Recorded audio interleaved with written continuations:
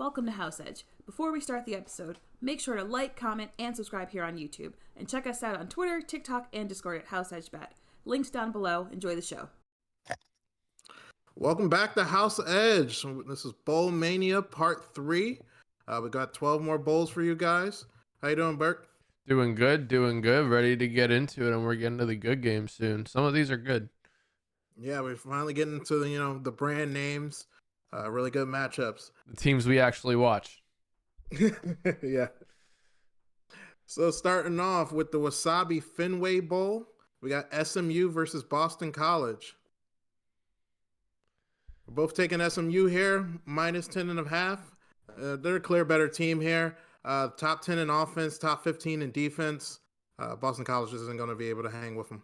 Yeah, the top 10 and top 15 are a little bit, inflated because they don't play the best teams all year, but still, they're the much better team. I don't trust any Boston teams, especially in football. So, yep, SMU. Yeah. Straights for both of us. Yeah. Oh, yeah, both straights. And then we have the Bad Boy Mowers Pinstripe Bowl, Rutgers versus Miami. What you got for this, Bert? We got the same pick again here. We both got Rutgers money line. They're just the better team here, right? I've been talking Rutgers up all year, saying they're a very underrated team. They're not the 2-win team that they've been in the last couple of years. They actually got some Big Ten wins this year. And Miami sucks. Miami, I saw a highlight today. This is the first time I actually watched this. But all they had to do was take a knee, man. Oh, yeah, I saw that live. Yeah. What are you doing? And they lose outright on a Hail Mary, too. That's crazy to me. That's ridiculous. Yeah, as you said, we're both taking Rutgers. Just like with SMU, its numbers being overinflated, I think Rutgers numbers are a little lower because they've been playing in the Big Ten against top defenses like Ohio State and Penn State. Against Miami, they should soar, offensively. Yeah, we're both taking this as a parlay piece. Yes. Then we got the Pop-Tarts Bowl, NC State versus Kansas State. We're both taking NC State. You're going to take it on a parlay piece. I'm going to take it straight. I just like NC State better here. They finished off the season with 5 straight wins, and Kansas State has tons of players going to the transfer portal. Yeah. I think Kansas State was overall the better team if you put them up against each other, but we're getting points here. Kansas State is going to be missing guys from the transfer portal. And like you said, NC State, they beat some pretty good teams on the way to finishing 5-0. Yep. Next up is the Valero Alamo Bowl, Arizona versus Oklahoma. This is another pick we share. I'm going to take it as a straight, and you're going to take it as parlay. Arizona minus 2.5. This team has been playing great this year, and Oklahoma is going to be without Dylan Gabriel as he transfers to Oregon for next year. Yeah, Arizona and Rutgers, very similar teams, just one in the Pac-12, one in the Big Ten. They play good teams well. They match up against good teams well for some reason. And no Dylan Gabriel makes this a no-brainer for me. Yeah, this Arizona team only lost to Mississippi State, Washington, and USC. The Mississippi State game is out of place, but Washington and USC had great quarterback play, and we're not going to see that from Oklahoma. Yep. Parlay piece. Did we say what we were taking it as? Yeah, I said it. Okay, my bad. Moving on to the Tax Slayer Gator Bowl, Clemson versus Kentucky. This is our first conflicting play. I'm taking Clemson, straight play, minus 5.5. This Clemson team's been great since that Notre Dame win. They completely turned around this season, so I think they stay strong into the bowl season.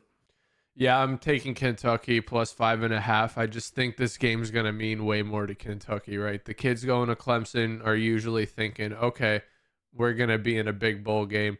Now they're playing in the Tax Slayer Gator Bowl. I don't think they really care about this game. Give me the 5.5 points. That's a reasonable, take. But I think, because their season started so badly, they'll actually enjoy playing in this bowl game. They could have been not in one at all. Yeah, that's true. And next we got the Tony the Tiger Sun Bowl. Notre Dame versus Oregon State. I'm going to take the under 43.5 here. We're going to see two new quarterbacks from each team. Sam Hartman and DJ are both opting out of this bowl game. So that leaves Notre Dame as the defense as the best unit on the field. I'm going to take the under overall. And it's going to be a straight play for me. Yep. I got Notre Dame money line. You said it. They're the better team, right? When you take both quarterbacks out, Notre Dame obviously the better team than Oregon State. I just take a minus 255 as a parlay piece. Yep. Next up is the AutoZone Liberty Bowl, Memphis versus Iowa. I just think this is way too many points on the Memphis side. Memphis getting 8.5. I'm going to take this as a parlay piece. They've got some strong offense, and I'm hoping that keeps this game close. Yeah, I wanted to take Iowa State, but when I saw the number, that's just way too many points for me. Iowa State's the better team here. Hope Memphis can keep it within 8.5. But I took the over 57.5. I'm taking that as a straight. Both these teams can score. They don't have very good defenses either. So yeah, looks like it might go over if each of them get 30 points. Yep, definitely a good play. I'm taking my Memphis as a parlay piece. And then we got the Trans Perfect Music City Bowl, Auburn versus Maryland. I'm going to take Auburn straight up.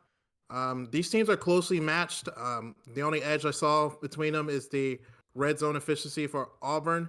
They're scoring in the red zone 90% of the time, and they're 26 in the country in defensive red zone efficiency.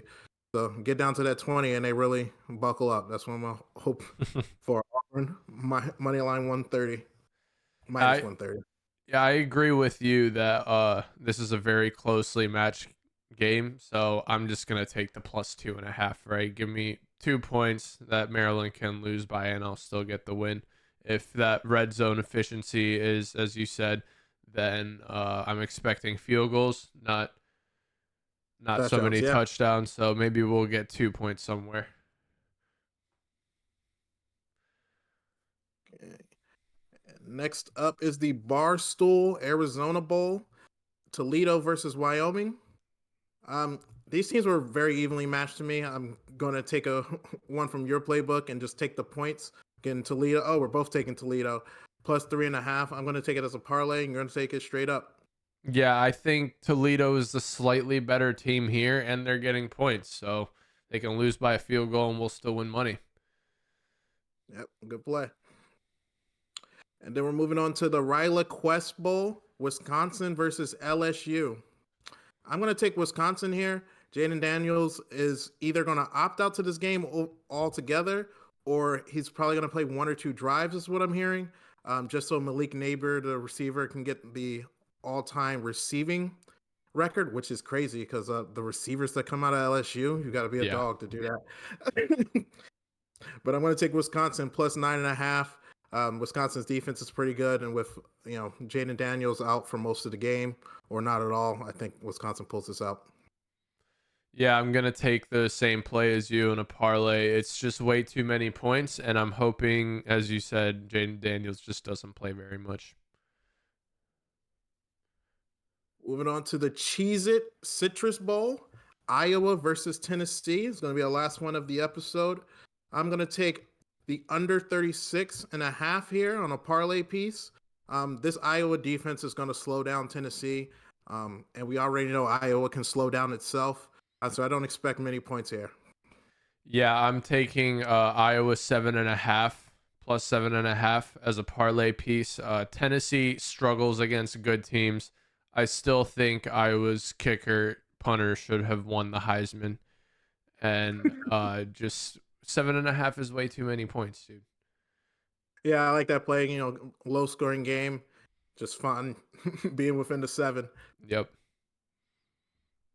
And that is all for part 3 of our College Bowl Mania. Next up, we're going to go into the New York Six Bowls. Tune in. Thanks, guys.